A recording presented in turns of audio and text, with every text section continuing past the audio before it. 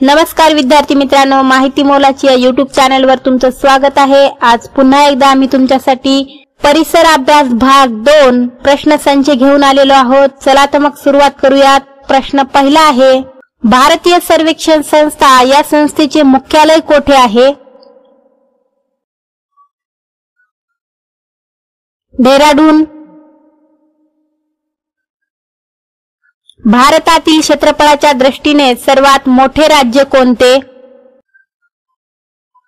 राजस्थान। इयत्ता 7वीला कोणत्या कालखंडाचा अभ्यास आहे?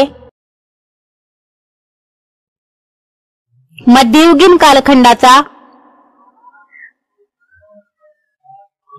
इतिहास हा विश्वसनीय पुराव्यावर आधारित असावा लागतो।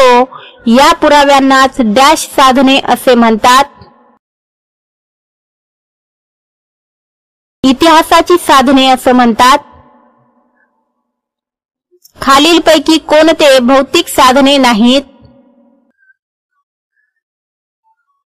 खलिते, आज्ञापत्रे ही भौतिक साधने नाहीत। खालीलपैकी कोणता किल्ल्याचा प्रकार आहे?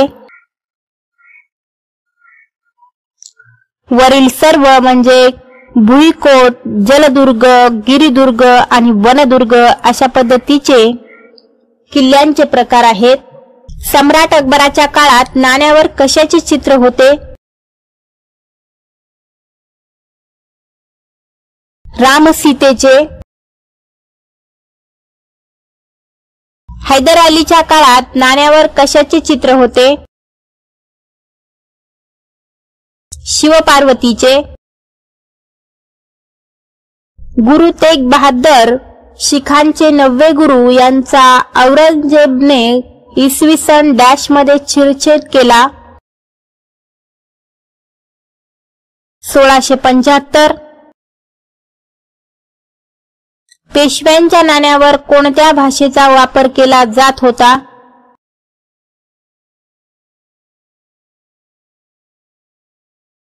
अरेबिक, पार्शियन या भाषेचा वापर पेशव्यांच्या नाण्यावर केला जात असे।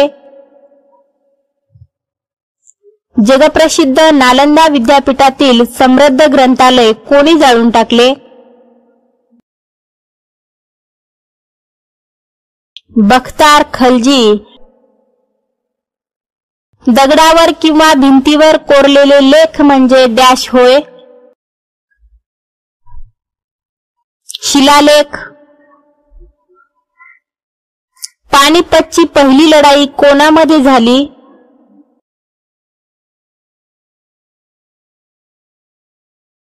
इब्राहिम लोदी आणि बाबर। चक्रधर स्वामींचे गुरु कोण आहेत? श्री गोविंद प्रभू। स्मारकामध्ये डॅशचा समावेश होत नाही? राजवाडा। इमारतीमध्ये याचा समावेश होतो। तांब्याच्या पत्र्यावर कोरलेल्या लेखांना डॅश असं म्हणतात? ताम्रपट। हिंदी साहित्यातील महाकवी सूरदास यांनी डॅश हे काव्य लिहिले? सूरसागर। खालीलपैकी लिखित साधने कोणते?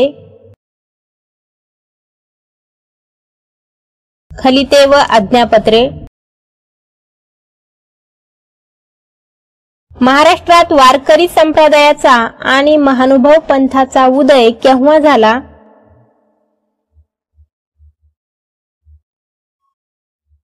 यादवांच्या काळात। शिखांचे 10वे गुरु कोण आहेत? गुरु गोविंद सिंग। 8व्या शतकामध्ये मोहम्मद बिन कासिम या अरबी सैनानीने दाहिर राजाचा प्रतिकार मोडून काढून कोणता प्रदेश जिंकला?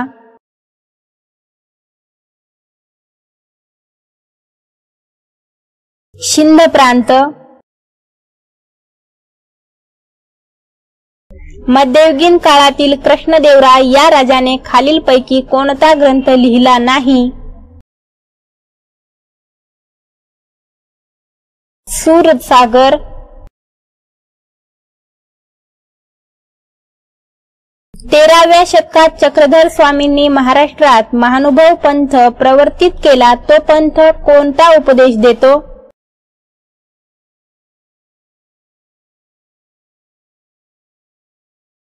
कृष्ण भक्तीचा। पानिपतची पहिली लढाई केव्हा झाली? 21 एप्रिल 1526। खालीलपैकी मौखिक साधने कोणती? श्लोक व पोवाडे।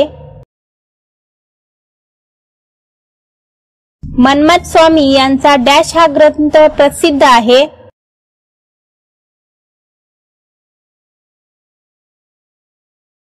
परमरहस्य। शिखांचे 10वे गुरु गोविंद सिंग यांचा मृत्यू इसवी सन डॅश मध्ये झाला? 1708 ला। खालीलपैकी कोणता ग्रंथ तुलसीदास यांनी लिहिला? रामचरितमानस।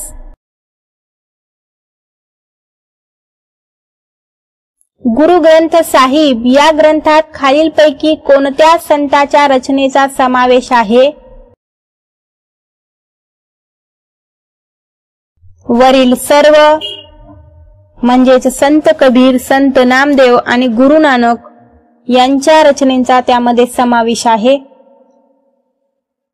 शेवटचा प्रश्न आहे, कालनिश्चितीच्या पद्धतीतील कर्द 14ची पद्धत ही कोणत्या शास्त्रज्ञाने शोधली? Willard Libby. तर विद्यार्थी मित्रांनो, हा होता आजचा प्रश्नसंच। तुम्हाला हा प्रश्नसंच कसा वाटला हे अवश्य कळवा। पुन्हा भेटूया नवीन व्हिडिओसह, नवीन माहितीसह। तोपर्यंत अभ्यास करत रहा, यश तुमचंच आहे।